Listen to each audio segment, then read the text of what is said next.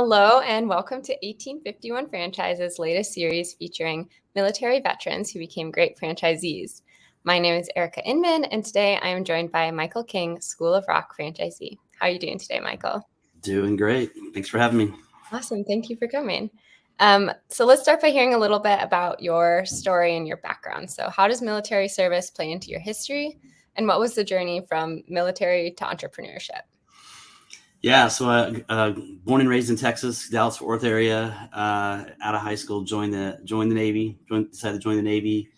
Landed in San Diego, California, and really, while I was there, I started taking guitar lessons just to take my mind off of being homesick. And so, the whole approach, was went to one-on-one lessons. And then right around that time, Nirvana was blowing up, and I said, "Hey, can you just teach me this song by Nirvana?" And then it was boom. I was like, "Okay, now it's all about that." But yeah, so San Diego, and that's kind of where I landed. Met a girl from Columbus, Ohio, and that's how ultimately I landed back in Columbus, Ohio, where I am now. Awesome. So how do you think your time in the military prepared you for, this role in franchising? I mean, honestly, it was my decision to join the military that got me. I mean, if I didn't join the military, I wouldn't have ever pursued music lessons, and I think those two decisions led me to where I am now with being the owner of a School of Rock franchise. Because once I ran across School of Rock, I was like, okay, it's not just about the lessons; it's about playing together in a band, and it's ultimately about getting on a real stage in front of an audience.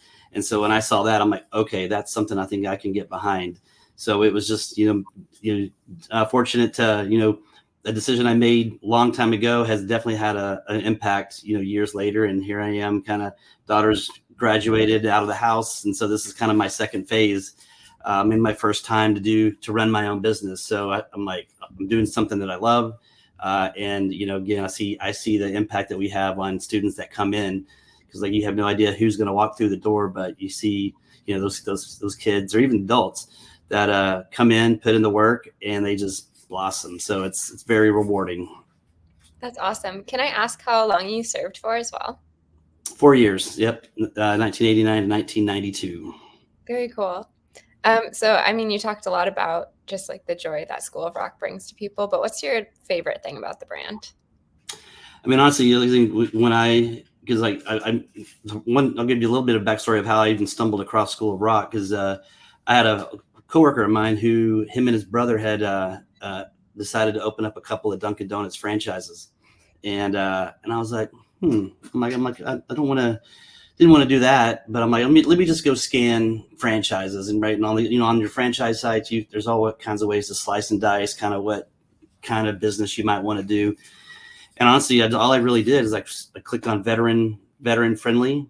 I'm like, okay, give me that list, and then it was just going down the list. And as soon as I ran across School of Rock, I was like, oh, this has potential, because it was music related. I'm also a big believer that, right, as fun as cool as the concept is, it's a big it helps establish life skills. Right, you got to put in the work to get better at your instrument. You got to come prepared to your rehearsal, right? Team sports for music. And then, of course, you're going to build up a social circle, around the kids that you're in a band with.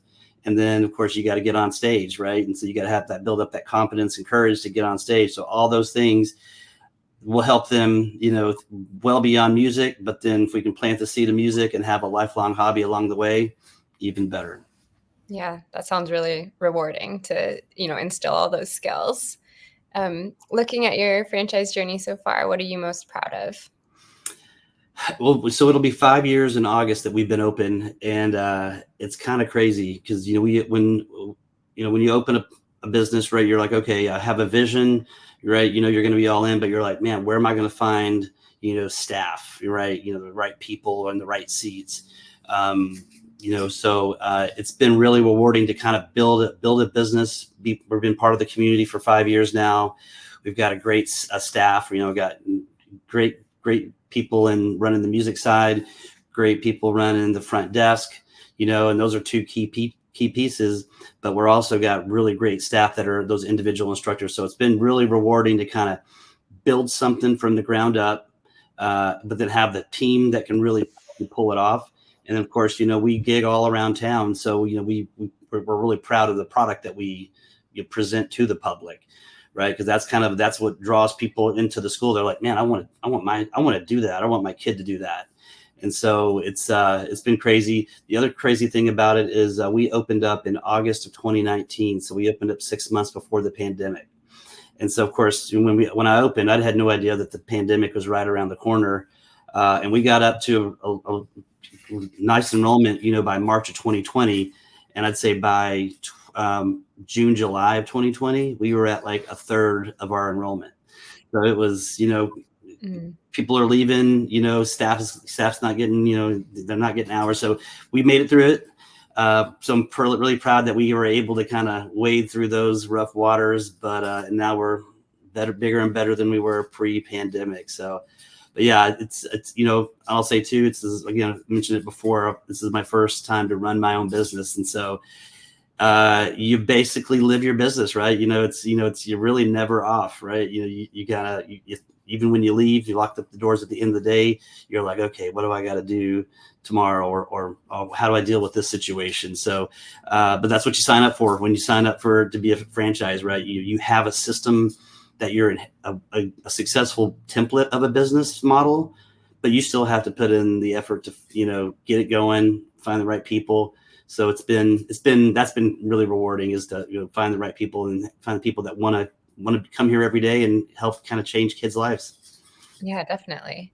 And what advice would you give other veterans who are thinking about transitioning to franchising? Honestly, I think it's one of the models that, the thing about franchising is you aren't alone, right? You still have to find your place, find your facility, design it, find the right people, but you have a support system, like, so that right here in town, there's 2 other franchisees that, we get together every now and then and kind of, bounce things off of each other, or, so you're part of a bigger system.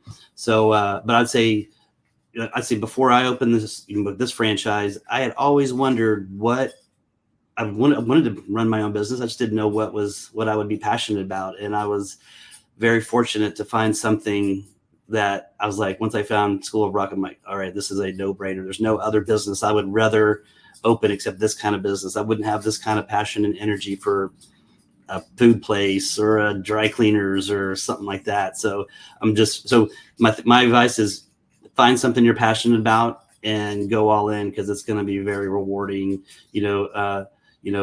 Sometimes you'll go through rough spots financially, but it's like, there's rewards above and beyond that. So yeah, that's my advice. That's awesome. Thank you. That's all I had for you today, but yeah, thank you so much, Michael, for joining us, and thank you for your service. Thank you very much.